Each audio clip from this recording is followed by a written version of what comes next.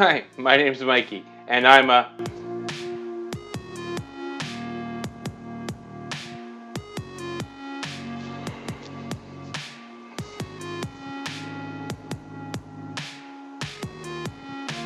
and I have ADHD.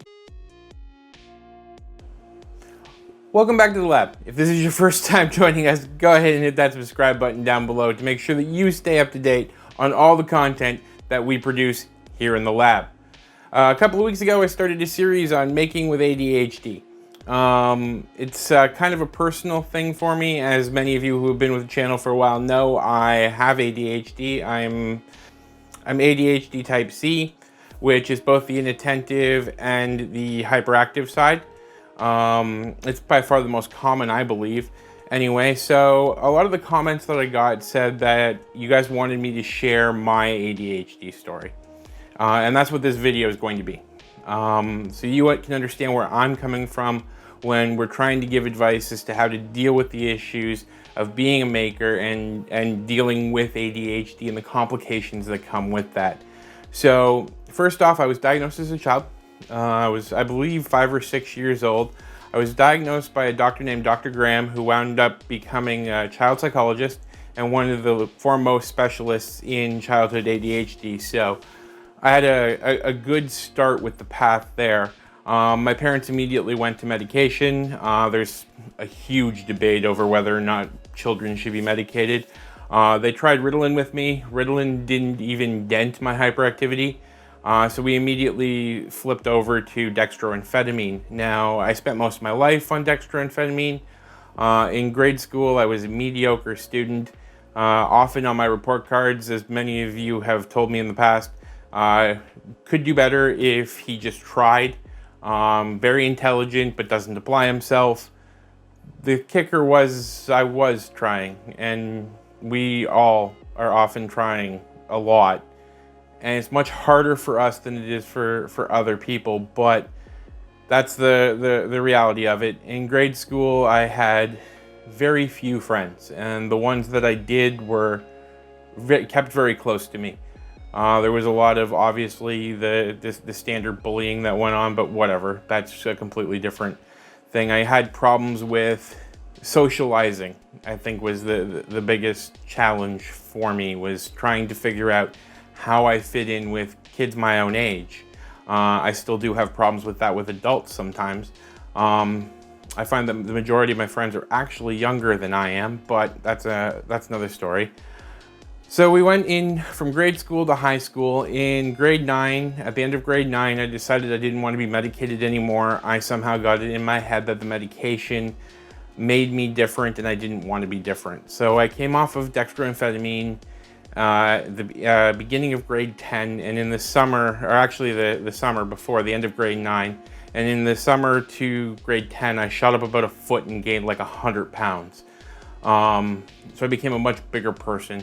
In high school, my friends kind of evolved a little bit more. We still had issues with the socializing, but I wound up with a few more friends and a few better friends. Obviously, I did all the nerd stuff. I did chess club, I did debate team, I did the autonomous learning stuff, I did tech crew, I did everything that I could get my hands on, and I even wrestled. So I tried the sports thing. I wasn't good at it, not even remotely. Later on in life, I found out that I am very good at cue sports, but not many other types of sports. During high school, I found that I started to have problems maintaining or figuring out budgeting and how to handle money.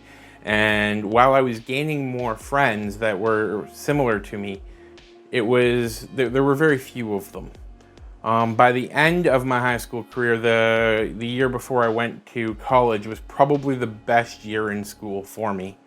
Especially the summer before. Those of you, I don't know how many of you watch my channel, but the friends that the friend group we had back then was pretty tight, and it was a pretty awesome summer.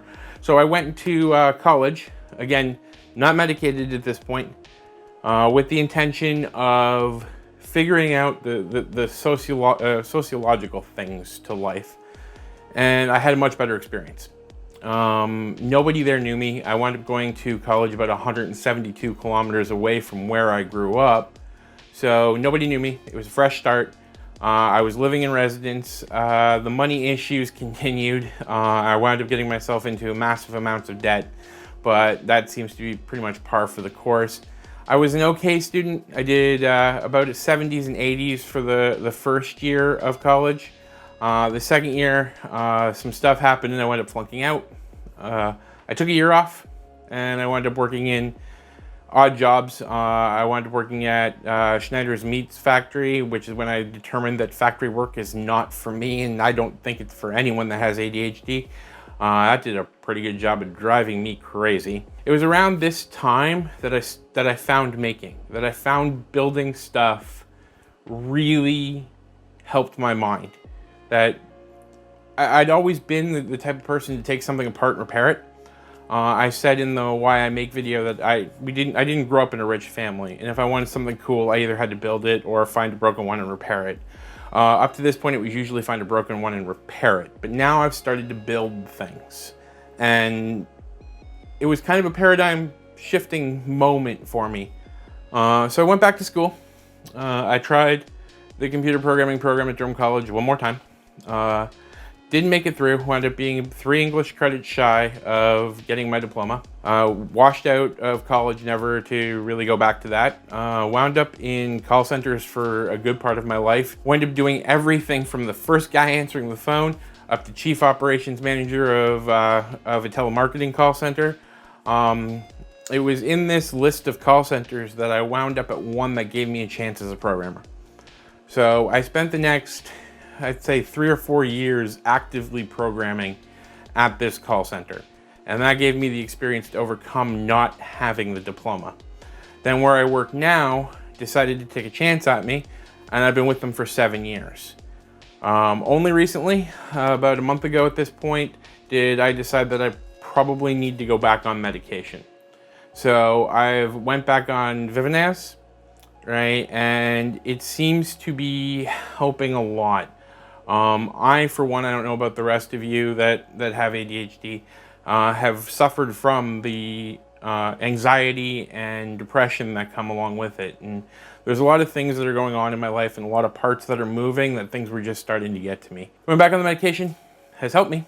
I don't know if it'll be the right decision, but as we progress through this series, we'll talk about the strategies I used when I wasn't on the medication, strategies I'm using now that I'm on the medication, what the difference is, and how we can all just kind of proceed together. So I hope this offered you the insight that you were looking for those of you that asked for the deeper understanding of my ADHD. If you have any questions, comments down below. If this resonates with you, comments down below. Don't forget to like and share. Thank you for joining me in the lab. I hope you learned something today, and we'll speak again soon.